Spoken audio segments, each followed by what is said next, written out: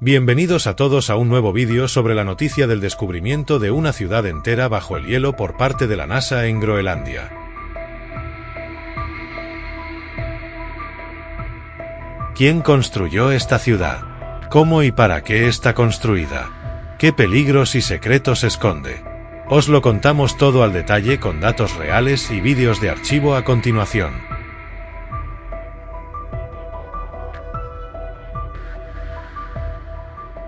En las vastas extensiones heladas de Groenlandia, donde el blanco infinito se funde con el horizonte, un descubrimiento reciente ha sacudido a la comunidad científica y ha reavivado los ecos de la Guerra Fría. Imagina una ciudad entera, congelada en el tiempo, sepultada bajo 30 metros de hielo y nieve.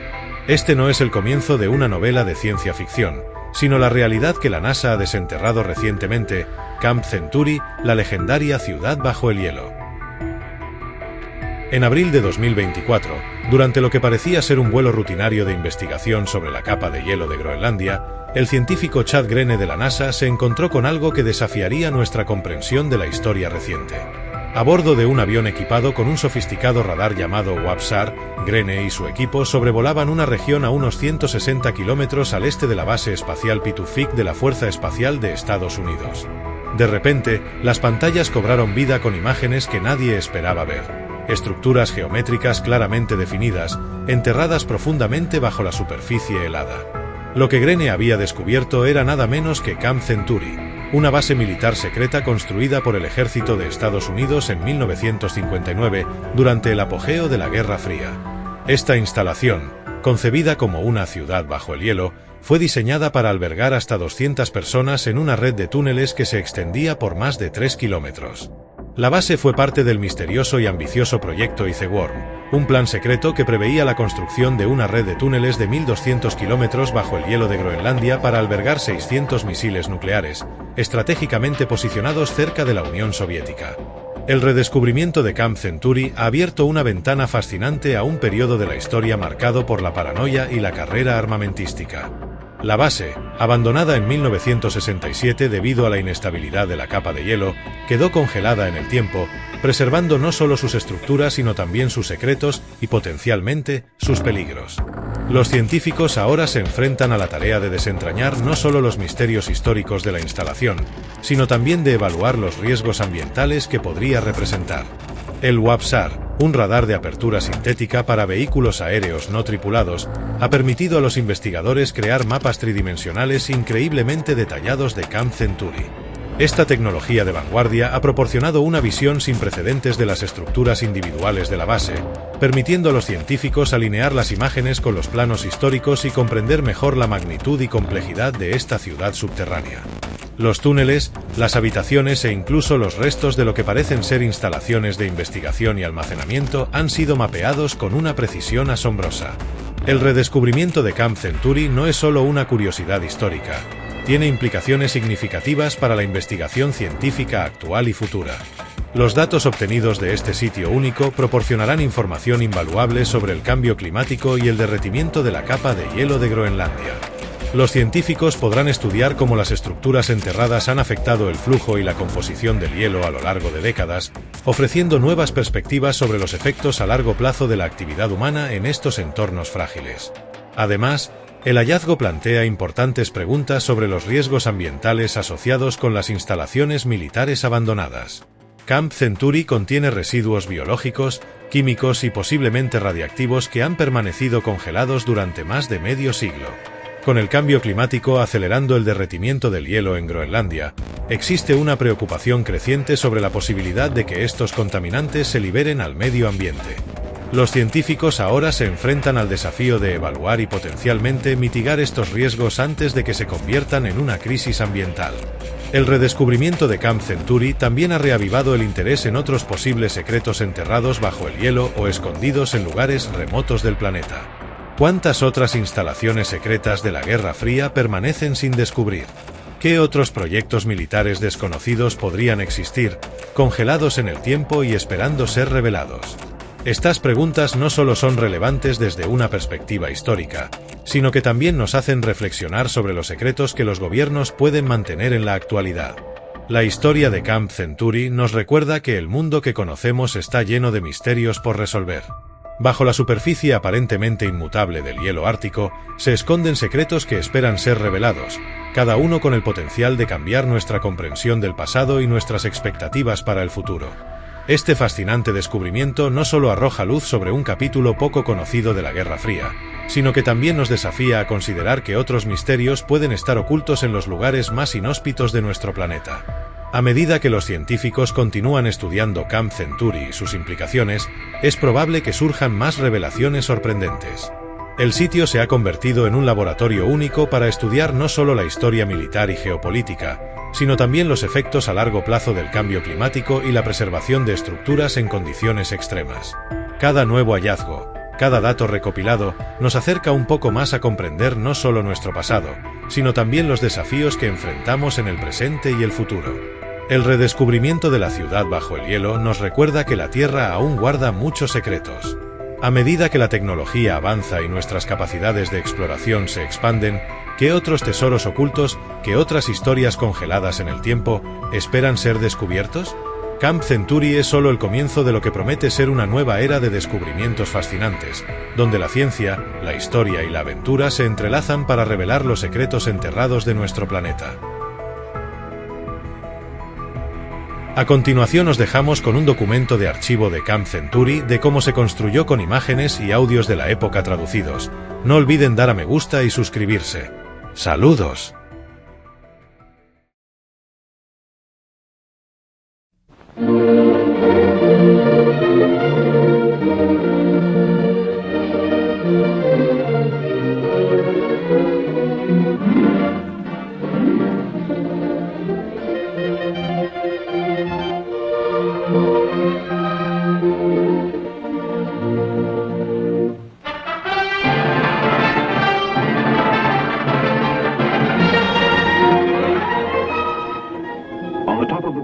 En la cima del mundo, debajo de la superficie de una capa de hielo gigante, está enterrada una ciudad.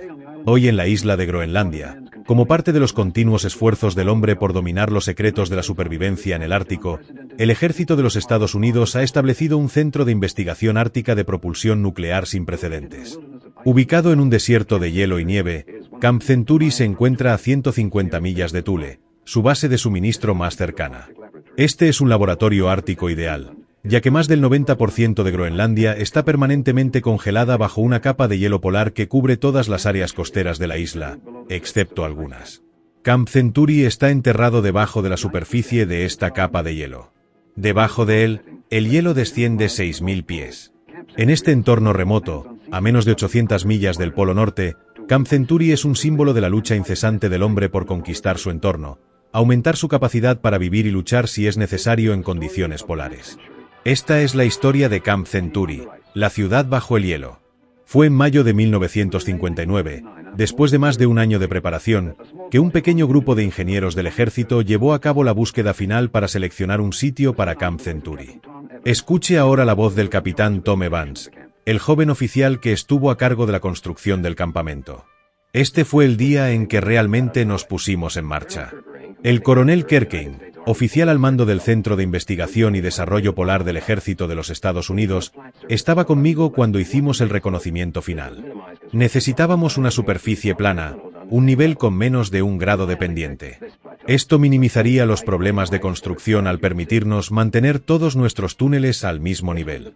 Finalmente elegimos esta meseta, una llanura blanca y lisa de hielo por lo que se podía ver. Esta era la ubicación más cercana a Thule, nuestra base de suministros, que no se vería afectada por el deshielo del verano. Ese primer día, colocamos banderas marcando los límites del campamento. Este es un país accidentado. Nada vivía en la capa de hielo. Ni siquiera la foca o el caribú sobrevivieron en este clima. Nuestro trabajo consistía en cruzar 150 millas de hielo, gran parte dividido por grietas, y luego construir una ciudad bajo el hielo, experimentando con nuevos conceptos de construcción polar. Fue varias semanas después, en un punto donde la capa de hielo se inclinaba hacia una estrecha franja de tierra estéril a lo largo de la costa, que nuestros suministros comenzaron a llegar en camión para su traslado a trineos. Para hacer posible esta transferencia, tuvimos que construir una carretera de 3 millas hasta el borde de la capa de hielo. Trajimos todo de esta manera: materiales de construcción, arcos de acero, ropa, clavos, vigas de acero, casas prefabricadas, madera, comida, incluso helados. En los meses que llevó construir Camp Century, se utilizaron más de 6.000 toneladas de suministros. Incluso los vehículos que usamos en el sitio tuvieron que ser transportados sobre el hielo en grandes trineos bob. Llamamos a estos convoys de trineos de 10 y 20 toneladas columpios pesados.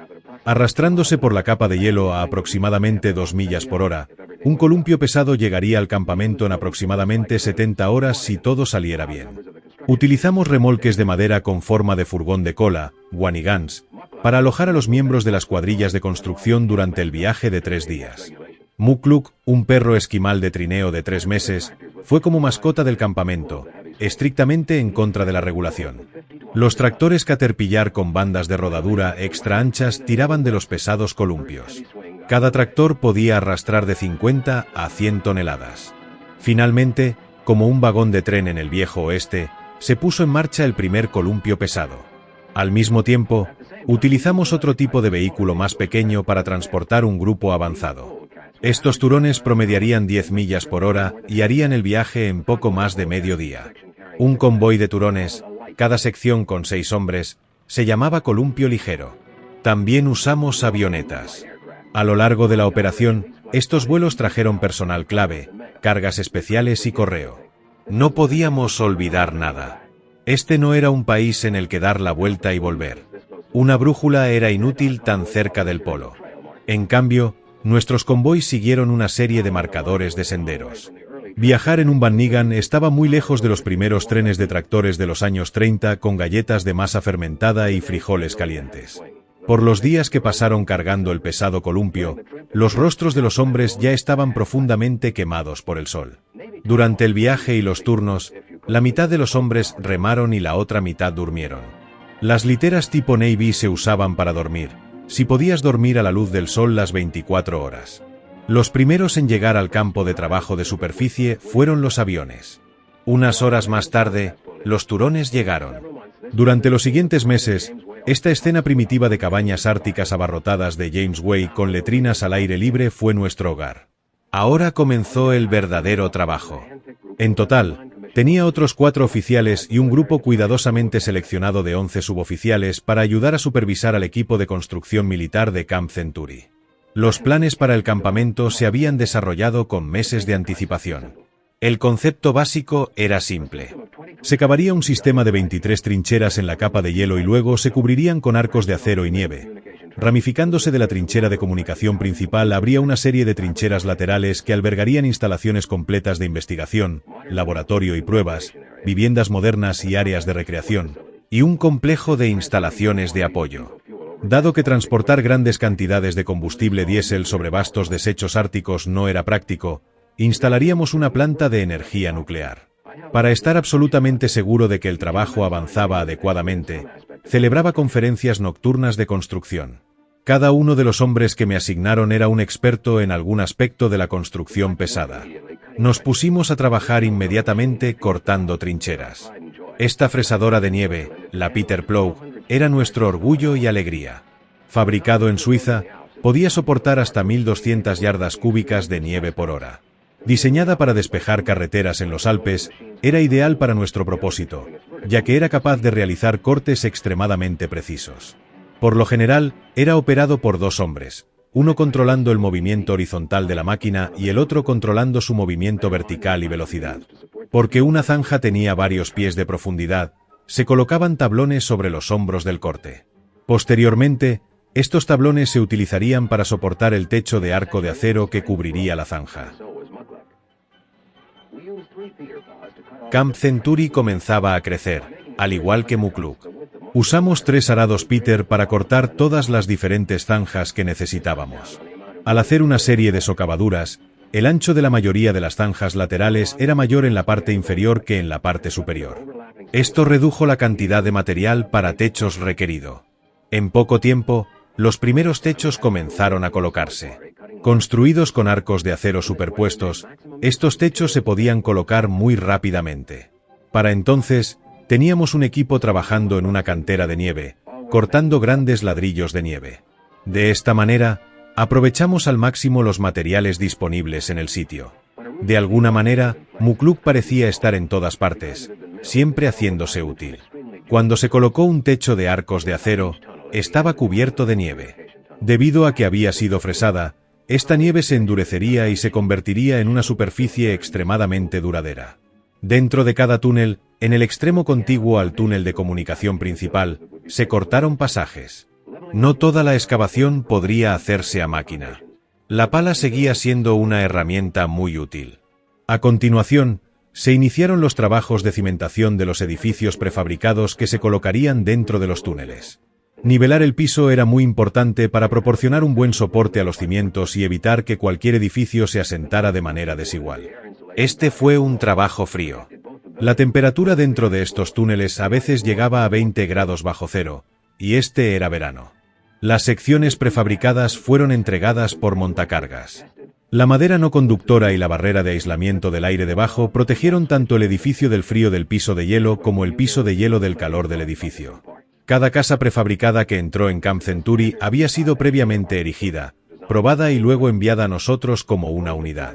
Cada clip, cada pomo de la puerta, cada interruptor de la luz vino en un solo envío. De esta manera, sabíamos que no habría retrasos causados por piezas faltantes. Este es un edificio ártico de ingeniería T5 estándar diseñado para uso en climas fríos. Compuestos por paneles aislantes de madera contrachapada, estos edificios proporcionarían espacio para trabajar y vivir cómodamente bajo el hielo. Dado que cada unidad había sido revisada con anticipación, nuestras tripulaciones podían instalar uno de estos edificios en menos de un día.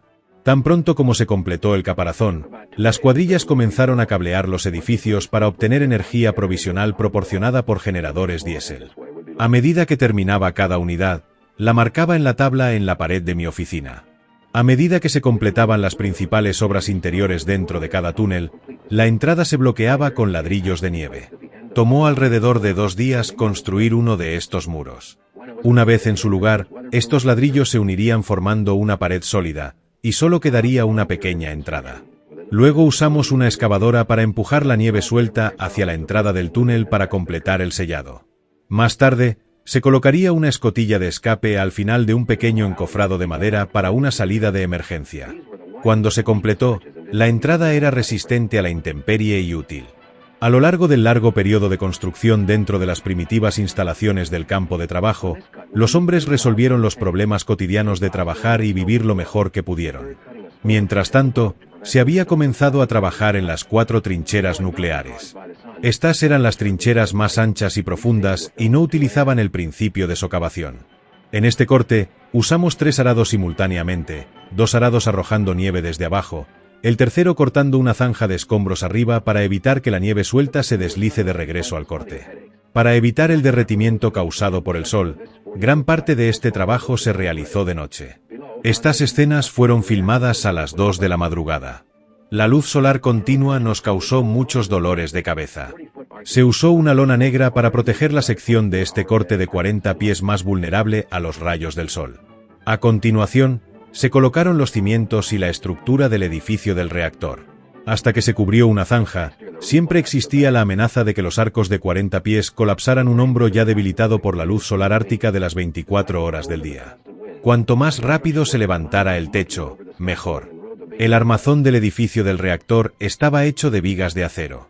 A pesar del frío y los vientos constantes, mis trabajadores de la construcción treparon como monos por los andamios y colocaron las vigas en su lugar. Al mismo tiempo, dentro de los túneles ya terminados, estábamos instalando tuberías para agua y electricidad. Se envolvió material aislante pesado alrededor de cada tubería para protegerla del frío extremo. Un elemento calefactor de cobre dentro del aislamiento evitó que las líneas de agua se congelaran. También se tuvieron que pasar líneas flexibles de alcantarillado por el campamento. En este momento, para mantener el horario, estábamos usando turnos de 12 y, a veces, de 14 horas. Como cualquier ciudad moderna, Camp Century requería un complejo de pasillos interconectados que transportaran un laberinto de tuberías de todos los tamaños y formas. Uno de nuestros logros más orgullosos fue nuestra solución al problema del agua.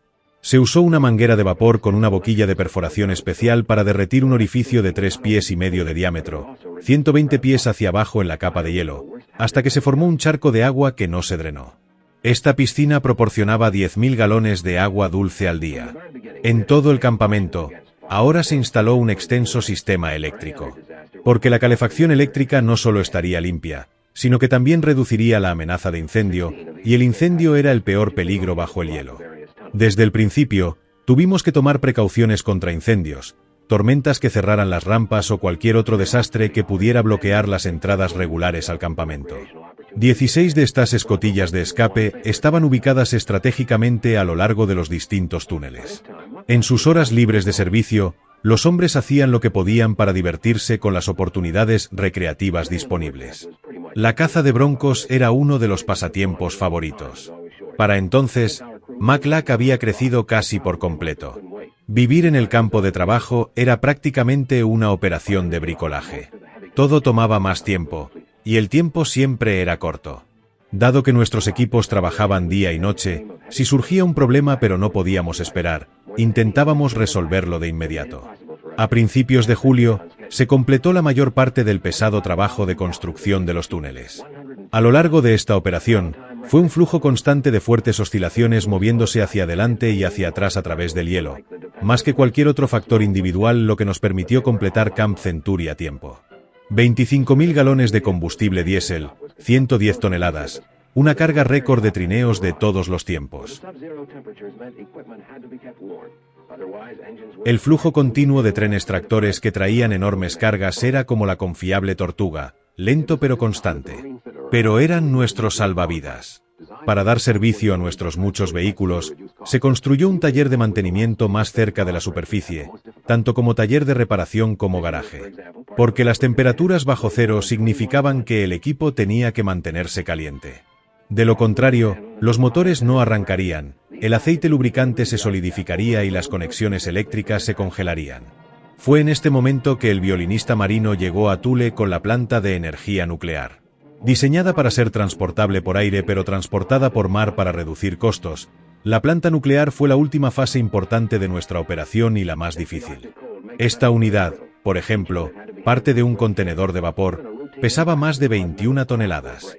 Incómodos de manipular y con altos centros de gravedad, estos paquetes se entregaban a la capa de hielo por una carretera construida específicamente para su transporte. En este único envío llegaron más de 400 toneladas de tuberías y maquinaria.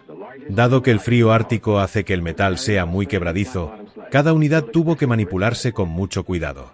Incluso un impacto rutinario podría hacer que el metal se agriete o se rompa. Tanto el coronel Kerkein como el comandante Swin revisaron la carga. El contenedor de vapor, el elemento individual más grande de la central eléctrica, se transportaba en un trineo especial de fondo plano construido expresamente para su transporte. Todo parecía estar bien la mañana en que salió el pesado columpio. Pero desafortunadamente, solo unas horas después estalló una de las peores tormentas de la temporada. Para completar los preparativos para recibir la planta nuclear, mis tripulaciones se abrigaron y siguieron trabajando.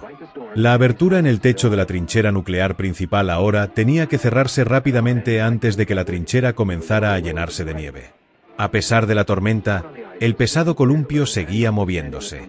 Al final, mis cuadrillas siguieron trabajando. Era la única forma en que podíamos estar listos. Afuera en el hielo, la tormenta se despejó un poco y, a pesar de la tremenda carga y el clima, este columpio hizo el viaje en un tiempo récord. Justo cuando el columpio llegó al campamento, la tormenta cesó por completo. Inmediatamente se iniciaron los trabajos de descarga del cargamento en preparación para su emplazamiento. Se quitaron las cubiertas, se abrieron las cajas. Ninguna de las emociones afectó en lo más mínimo a McLack. Se abrieron cajas de tuberías y cableado, cada elemento cuidadosamente etiquetado, para que cada unidad estuviera disponible cuando fuera necesario. Los componentes principales enviados en pedazos debido a las limitaciones de peso se volvieron a ensamblar antes de ser trasladados a las trincheras. El condensador, de 15 toneladas de acero, fue una de las primeras unidades en ser trasladadas al túnel preparado para albergarlo. Cuando el condensador se movía lentamente hacia adelante, pequeños rodillos de oruga soportaban todo su peso. A continuación, todavía montado en su trineo especial, el contenedor de vapor bajó por la rampa con 3 tractores, uno tirando hacia adelante y 2 hacia atrás para evitar que resbalara. Para soportar el peso del contenedor de vapor, el edificio del reactor se construyó alrededor de un armazón de vigas de acero. El piso era de tablones pesados montados sobre otras vigas de acero. Tuvimos que usar métodos de aparejo manual, lo mejor que pudimos hacer en las condiciones confinadas, para colocar el equipo nuclear en su lugar. Cada paso tenía que revisarse con mucho cuidado, ya que la planta de energía había sido preinstalada en los Estados Unidos y debía emplazarse dentro de una tolerancia de 1/8 de pulgada. La planta de energía constaba de 4 elementos básicos: una fuente de calor nuclear, un equipo que convertiría la energía térmica en energía eléctrica y un sistema para eliminar el exceso de calor, todo regulado por una extensa red de instrumentos y controles. Los últimos edificios en ensamblarse fueron los que contendrían las secciones nucleares. Estos proyectiles se construyeron alrededor del equipo del sistema nuclear solo después de que se hubieran colocado todos los componentes principales. La siguiente fase iba a ser la activación de la central nuclear. Con el sombrero de seguridad blanco está el capitán Jim Barnett, a cargo de esta operación, quien le informará sobre esta fase crítica. Tomamos todas las precauciones del libro, y algunas que no estaban allí, para asegurarnos de que esto funcionara bien la primera vez.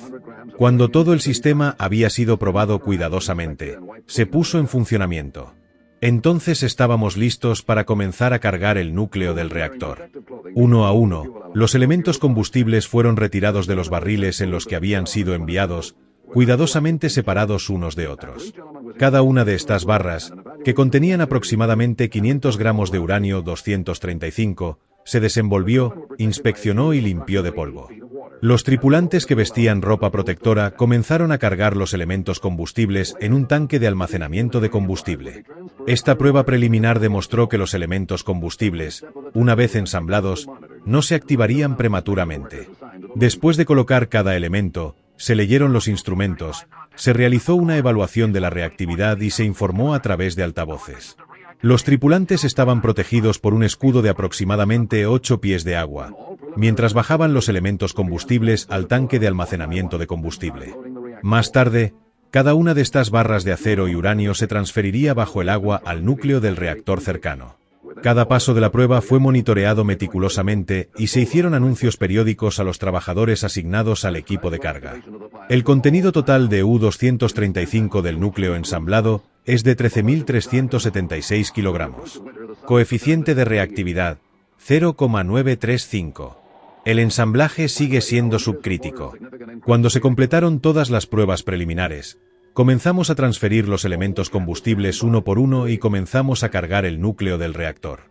A medida que cada elemento combustible entraba en su lugar, la tasa de recuento de neutrones liberados aumentaba gradualmente dentro del núcleo. Para evitar que el reactor se volviera crítico inadvertidamente, las barras de control estaban en su lugar. Esta activación gradual de la pila tomó casi 9 horas. En este ambiente tenso, cambiamos de tripulación 2 veces. Por encima de nosotros, estaba oscuro y miserable. Con la llegada del invierno, el sol preparaba el decorado para el año. Finalmente, nuestros medidores informaron un aumento significativo de la reactividad.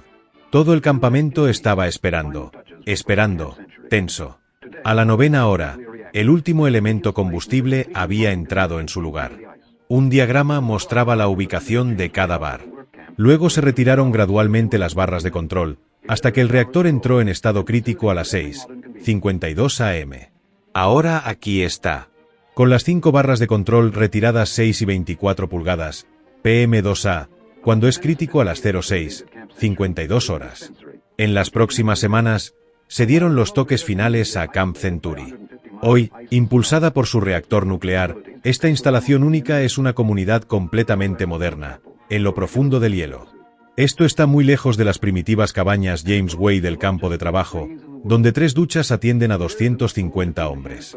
Aquí hay duchas para todos e instalaciones para todas las comodidades modernas.